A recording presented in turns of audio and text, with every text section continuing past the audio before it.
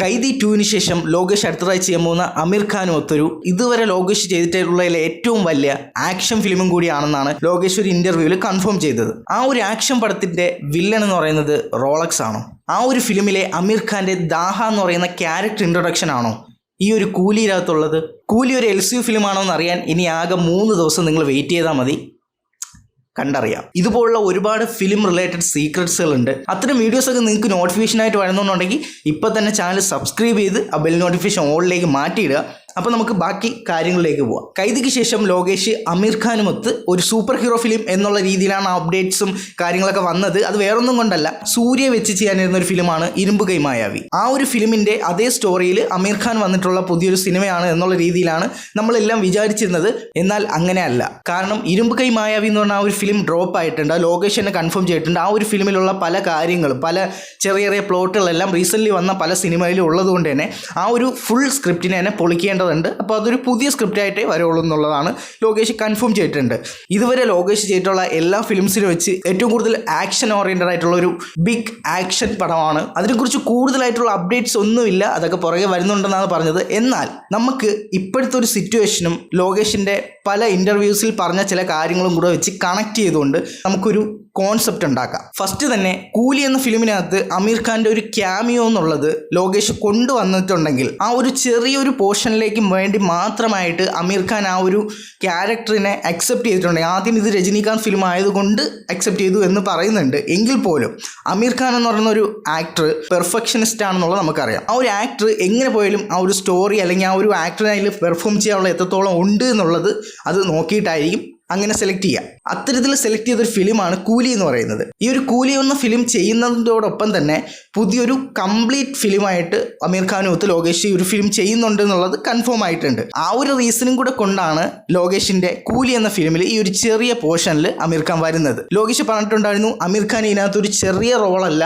ഈ ഒരു ക്യാരക്ടർ ഈ ഒരു ഫിലിമിലും ഫുള്ളായിട്ട് അറിയപ്പെടാൻ പോകുന്ന ഒരു ടൈപ്പ് ഓഫ് ക്യാരക്ടർ ആണെന്നുള്ള പറഞ്ഞിട്ടുണ്ടായിരുന്നു. അങ്ങനെ പറയുന്നതിന് വേറൊരു റീസണും കൂടിയുണ്ട്. ഈ ഒരു കൂലിയിനകത്ത് ദാഹ എന്ന് പറയുന്ന ക്യാരക്ടറിന് ഒരു ഇൻട്രൊഡക്ഷൻ മാത്രമാണെങ്കിലോ അമീർ ഖാനുമൊത്ത് ലോകേഷ് ചെയ്യാനിരിക്കുന്ന പുതിയ സിനിമയുടെ ആ ഒരു സ്റ്റാൻഡ് ലോൺ ഫിലിമോ LCU ഫിലിമോ എന്താണെന്ന് നമുക്കറിയില്ല, അത് അവിടെ നിൽക്കട്ടെ.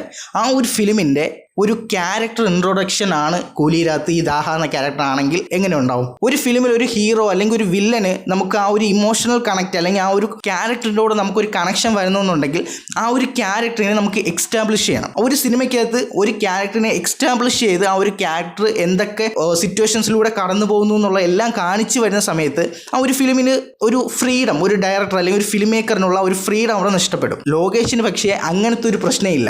കാരണം ലോകേഷ് ഓൾറെഡി LCU ഫിലിംസിൽ തൻ്റെ ക്യാരക്ടേഴ്സ് എന്താണെന്നുള്ളത് ഒരു ഫിലിമിലല്ലാതെ പല പല ഫിലിംസിലായിട്ട് ഇൻട്രൊഡ്യൂസ് ചെയ്ത് പല ക്യാരക്ടേഴ്സിനെ കൊണ്ട് നമുക്ക് പ്രസൻറ്റ് ചെയ്ത് കാണിച്ചു തരും. അതുകൊണ്ട് തന്നെ നമുക്ക് ആ ഒരു ക്യാരക്ടർ എന്താണെന്നുള്ളത് ഒരുവിധ ഐഡിയ ഉണ്ടാവും. ഒരു സിംഗിൾ ഫിലിമിനകത്ത് ഒരു ക്യാരക്ടർ വന്ന ആ ക്യാരക്ടറിൻ്റെ പാസ്റ്റും ആ ഒരു ക്യാരക്ടർ എന്താണെന്നുള്ള ഒരു എക്സ്റ്റാബ്ലിഷ്മെൻറ്റ് നമുക്ക് കിട്ടുന്നുണ്ടെങ്കിൽ നമ്മൾ മിനിമം ഒരു ഇൻ്റർവെൽ വരെ അത് വെയിറ്റ് ചെയ്തിരുന്ന് ആ ഒരു ഫിലിമിൻ്റെ ഏകദേശം ഒരു ഹാഫ് പോർഷൻ തീർന്നാൽ മാത്രമേ നമുക്ക് ഒരു ക്യാരക്ടർ എന്താണെന്ന് മനസ്സിലാവുള്ളൂ. പക്ഷേ ലോകേഷ് ഫിലിംസിൽ LCU എന്ന് പറയുന്നൊരു ഇതുള്ളത് കൊണ്ട് തന്നെ മൾട്ടിപ്പിൾ ഫിലിംസിനകത്തായിട്ട് ഓരോ ക്യാരക്ടേഴ്സിനെയും നമുക്ക് ഇൻട്രൊഡ്യൂസ് ചെയ്ത് തരാൻ വേണ്ടിയിട്ട് ഹെൽപ്പ് ആവും. അതിൽ ഏറ്റവും നല്ലൊരു എക്സാമ്പിളാണ് നെപ്പോളിയൻ എന്ന് പറഞ്ഞ ഒരു പോലീസ് ക്യാരക്ടർ നമ്മുടെ കൈദിയിലുള്ളത്. നമുക്ക് കൈദി ഫിലിമിനകത്ത് ആ ഒരു ക്യാരക്ടർ കണ്ടു കഴിയുമ്പോൾ ആ ഒരു ഫിലിം ഫുള്ളായിട്ട് ആ ഒരു ക്യാരക്ടറിൻ്റെ എക്സ്റ്റാബ്ലിഷ്മെൻ്റ് ആണ്. ആ ഒരു ക്യാരക്ടറിൻ്റെ ഫിസിക്കൽ അപ്പിയറൻസ് മാത്രം വെച്ചിട്ട് നമ്മൾ ആ ഒരു ക്യാരക്ടറിനെ വിലയിരുത്തുകയാണെന്നുണ്ടെങ്കിൽ, അങ്ങനെ ചെയ്യുകയാണെന്നുണ്ടെങ്കിൽ ആ ഒരു ക്യാരക്ടർ ഇത്രയും കാര്യങ്ങൾ ചെയ്യുന്ന ഒരാളാണെന്ന് ഒന്നും നമ്മൾ തിങ്ക് ചെയ്യില്ല, നമുക്ക് ആ ഒരു രീതി ചിന്തിക്കാൻ പറ്റില്ല.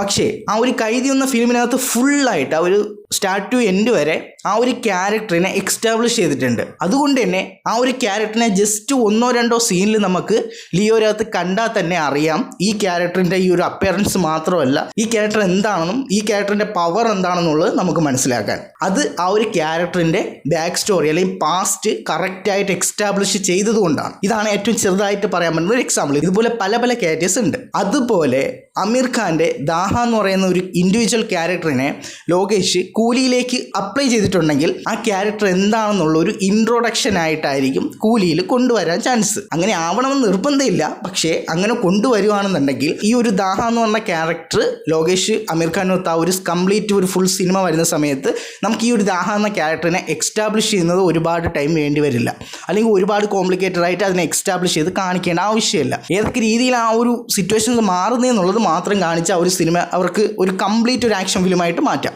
കൂലി എന്ന സിനിമയിൽ വരുന്ന ദാഹ എന്ന ക്യാരക്ടറിൻ്റെ ഒരു സ്റ്റാൻഡേർഡ് ഓൺ ഫിലിമോ അല്ലെങ്കിൽ ഒരു LCU കണക്റ്റഡ് ആയിട്ടുള്ള ഒരു ഫിലിമോ ആയിരിക്കാം അമീർ ഖാൻ പ്ലസ് ലോകേഷ് കനകരാജ് ഫിലിം. അത് ഒന്നാമത്തെ കാര്യം. അമീർ ഖാൻ എന്തായാലും ആ സിനിമയിൽ അത്രയും പവർഫുള്ളായിട്ട് കാണിക്കണമെങ്കിൽ അമീർ ഖാൻ ഒപ്പം നിൽക്കുന്ന അല്ലെങ്കിൽ അമീർ ഖാനേക്കാൾ മുകളിൽ നിൽക്കുന്ന ഒരു വില്ലനെ അവിടെ പ്ലേസ് ചെയ്യണം. പുതിയതായിട്ടൊരു ക്യാരക്ടറിനെ കൊണ്ടുവന്ന് ആ ഒരു സിനിമയിലായിട്ട് ഇൻട്രൊഡ്യൂസ് ചെയ്ത് ആ ക്യാരക്ടറിന്റെ പാസ്റ്റ് എക്സ്റ്റാബ്ലിഷ് ചെയ്ത് എല്ലാം കാണിക്കണമെന്നുണ്ടെങ്കിൽ ആ ഒരു ഫുൾ സിനിമയിനകത്ത് അമീർ ഖാന്റെ പോർഷൻ കുറയുകയും ഈ പറയുന്ന കൊണ്ടുവരുന്ന വില്ലന്റെ പോർഷൻ കൂടുതൽ എക്സ്പ്ലെയിൻ ചെയ്യേണ്ടിയും വരും. ആ ഒരു വില്ലനെയാണ് ഞാൻ പറഞ്ഞത് റോളക്സ് ആണ് അമീർ ഖാൻ്റെ കൂടെ ആ ഒരു ലോകേഷ് അമീർ ഖാൻ ഫിലിമിൽ ദാഹയുടെ വില്ലനായിട്ട് റോളക്സിനെയാണ് ഓപ്പോസിറ്റ് കൊണ്ടുവരുന്നതെന്നുണ്ടെങ്കിൽ റോളക്സ് എന്ന ക്യാരക്ടറിന് നമുക്ക് പ്രത്യേകിച്ചൊരു എക്സ്റ്റാബ്ലിഷ്മെൻറ്റിൻ്റെ ആവശ്യമില്ല.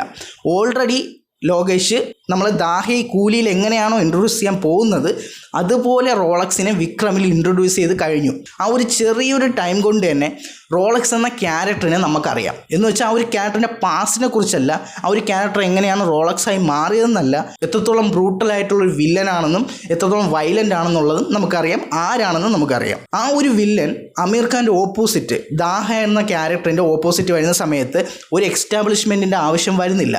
റോളക്സും ദാഹയും ഇവർ ഫേസ് ടു ഫേസ് വരുന്ന ഒരു സിനിമയാണ് ലോകേഷും അമീർ ഖാനും കൂടെ പ്ലാൻ ചെയ്തിരിക്കുന്ന ആ ഒരു സ്റ്റാൻഡ് ലോൺ ഓർ റോളക്സ് വരുവാണെങ്കിൽ അതൊരു LCU ഫിലിം ആവും.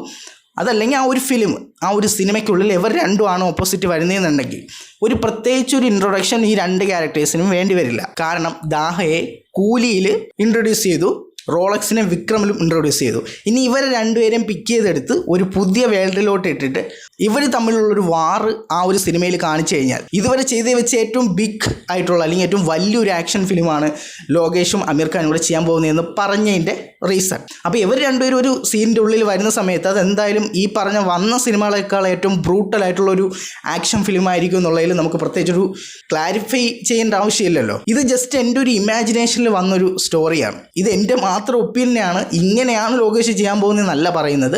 ഇങ്ങനൊരു പോസിബിലിറ്റി ലോകേഷിൻ്റെ ഈ ഫിലിമിലുണ്ട്. ലോകേഷിനെ അമീർ ഖാനും ഒത്തു വരുന്ന ആ ഒരു സിനിമയ്ക്കകത്ത് അമീർ ഖാനും റോളക്സും വരും.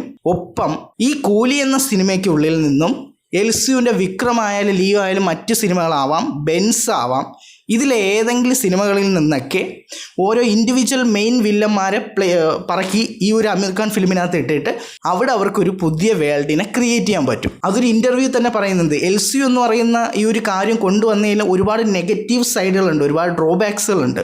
പക്ഷേ അതിനേക്കാൾ ഒരുപാട് അഡ്വാൻറ്റേജുകൾ ഈ LCU ഫിലിംസിലുണ്ട്.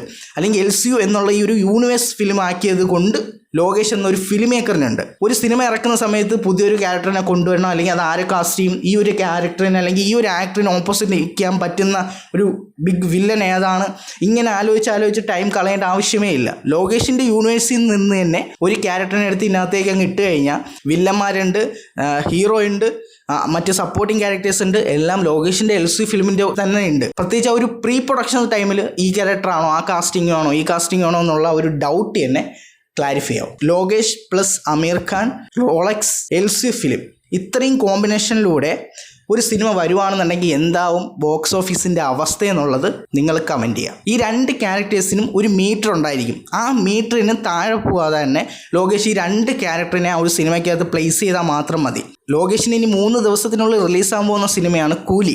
ഈ കൂലിയിനകത്തുള്ള ഒരു ക്യാരക്ടറിനെ കുറിച്ചാണ് നമ്മളിപ്പോൾ ഈ കാര്യം പറഞ്ഞത്. ഇത് കഴിഞ്ഞ് ലോകേഷ് ചെയ്യാൻ പോകുന്ന സിനിമയാണ് കൈദി 2. കൈദി 2-നകത്ത് ഒരുപാട് കാര്യങ്ങൾ നമുക്ക് പറയാനുണ്ട്. അത് ഞാൻ ഓൾറെഡി ഇവിടെ നോട്ട് ചെയ്ത് വെച്ചിട്ടാണ് ഞാൻ ഈ അമീർ ഖാൻ്റെ വീഡിയോ ചെയ്തത്. കാരണം കൈദി 2-ൻ്റെ വീഡിയോ ചെയ്യണമെങ്കിൽ കൂലി റിലീസാവണം. കൂലി റിലീസാവുന്നതിന് മുമ്പ് തന്നെ ഈ ക്യാരക്ടർ എന്താണെന്ന് നമുക്കറിയില്ല. പക്ഷെ അതിനു മുമ്പ് നമ്മൾ ഈ ഒരു അമീർ ഖാൻ വേഴ്സസ് റോളക്സ് ഈ ഒരു കോൺസെപ്റ്റ് എനിക്ക് ചെയ്യണമെന്ന് തോന്നി. റൈറ്റ് ടൈമാണ്. ഞാനിപ്പോൾ പറഞ്ഞ ഈ ഒരു ചെറിയ എൻ്റെ ഒരു ഇമാജിനറിയിൽ വന്നിട്ടുള്ള ഈ ഒരു ചെറിയ തോട്ടിനെ ലോകേഷിൻ്റെതായിട്ടുള്ള ആ ഒരു എലമെൻറ്റ്സ് എല്ലാം ആഡ് ചെയ്തുകൊണ്ട് വരാനിരിക്കുന്ന അമീർ ഖാൻ ഫിലിം അത് ചെയ്യുന്നതെന്നുണ്ടെങ്കിൽ എന്താവും എന്നുള്ളത് ഇപ്പം തന്നെ നമുക്ക് ചിന്തിക്കുമ്പോൾ തന്നെ മനസ്സിലാവും. ഈ ഒരു സ്ക്രീൻഷോട്ടിനകത്ത് 2 കണ്ടെയ്നേഴ്സ് കാണിക്കുന്നുണ്ട്. നമ്മൾ വിക്രം സിനിമയ്ക്കകത്ത് ഈ 2 കണ്ടെയ്നേഴ്സ് മിസ്സായതിനെക്കുറിച്ചും പറയുന്നുണ്ട്. റോളക്സിൻ്റെ കണ്ടെയ്നേഴ്സാണ് ഈ മിസ്സായിട്ടുള്ളത്. ഈ മിസ്സായ കണ്ടെയ്നേഴ്സ് ഈ 2 കണ്ടെയ്നേഴ്സ് ആണോ എന്നുള്ളത് നമുക്ക് അറിയില്ല. ഇതിനകത്തുള്ള ആ ഒരു ചാക്കിനകത്ത് സ്കോർപ്പിയോൻ്റെ ആ ഒരു സിമ്പൽ ഉണ്ടെങ്കിൽ ഞാനിപ്പോൾ ഈ പറഞ്ഞ കാര്യത്തിന് പോസിബിലിറ്റി കൂടും. റോളക്സിൻ്റെ 2 കണ്ടെയ്നേഴ്സ് അടിച്ചു മാറ്റി ഫ്രണ്ടിലിട്ടിട്ട് റോളക്സ് ചെയ്യുന്ന അതേ പോസ് തന്നെ ചെയ്യുന്ന ക്യാരക്ടർ, അതാണ് ദാഹ എന്ന് പറയുന്നത്. നമ്മളുടെ തിങ്കിങ് ആ രീതിക്ക് പോകാൻ വേണ്ടിയിട്ട് വേറെ വലിയ കാരണമൊന്നും വേണ്ടല്ലോ, ഈ ഒരു ചെറിയ കാരണം തന്നെ ധാരാളം. ഈ ഒരു വീഡിയോയ്ക്ക് പാർട്ട് 2 വേണമോ വേണ്ടെന്നുള്ളത് നിങ്ങൾ തന്നെ കമൻറ്റ് ചെയ്യുക. കാരണം അത് സിനിമ ഇറങ്ങിക്കഴിഞ്ഞ് ദാഹ എന്ന ക്യാരക്ടർ എന്താണെന്ന് അറിഞ്ഞാൽ മാത്രമേ നമുക്ക് അതിനെക്കുറിച്ച് കൂടുതൽ പറയാൻ പറ്റുള്ളൂ. ഇപ്പം ഞാൻ പറഞ്ഞത് എൻ്റെ ഒരു ഇമാജിനേഷനിൽ നിന്ന് എൻ്റെ ഒപ്പീനിയൻ മാത്രമാണ്. ഇതൊരിക്കലും നടക്കുമെന്നോ ഇങ്ങനെ നടക്കുമെന്നോ ഒന്നുമില്ല. കൂലി കാണാൻ പോകുന്ന എല്ലാവരുമായിട്ട് കുറച്ച് കൂലി വീഡിയോസ് ചെയ്തു എന്നുള്ള നിലയിൽ എനിക്ക് പറയാനുള്ളത്, കൂലി ഒരു LCU ഫിലിമാണോ എന്നുള്ള ഒരു ചോദ്യം എപ്പോഴും ഉള്ള കാര്യമാണ്. ആ ഒരു കാര്യത്തിന് ഏകദേശം ഒരു ഉറപ്പാവുന്ന രീതിയിൽ ഒരു ഇൻ്റർവ്യൂ വന്നിട്ടുണ്ട്. ആ ഒരു കൂലി സിനിമയിലുള്ള ഒരു ടെക്നീഷ്യൻ തന്നെയാണ് കൂലി ഒരു LCU ഫിലിമാണോ എന്ന് ചോദിക്കുന്ന സമയത്ത് ആ ഒരു ടെക്നീഷ്യൻ പറയുന്നുണ്ട്, കൂലി ഒരു LCU ഫിലിം അല്ല എന്ന് ഞാൻ ഉറപ്പിച്ച് പറയുന്നില്ല, അത് നിങ്ങൾ പോയി കണ്ട് തന്നെ അറിയൂ എന്ന് ലിയോയിൽ ലോകേഷ് പറഞ്ഞ അതേ ഡയലോഗാണ് ഈ ഒരു തമിഴ് ഇൻ്റർവ്യൂവിനകത്താണ് ആ ഒരു ടെക്നീഷ്യനും പറഞ്ഞത്. ഇതുകൊണ്ട് ഇതൊരു LCU ഫിലിമാണെന്നല്ല പറയുന്നത്.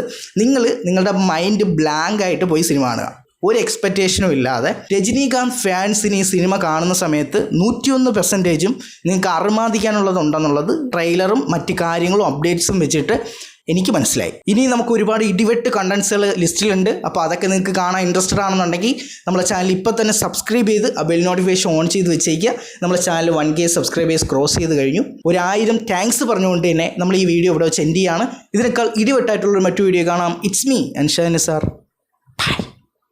LCU ഫിലിം ആണോ?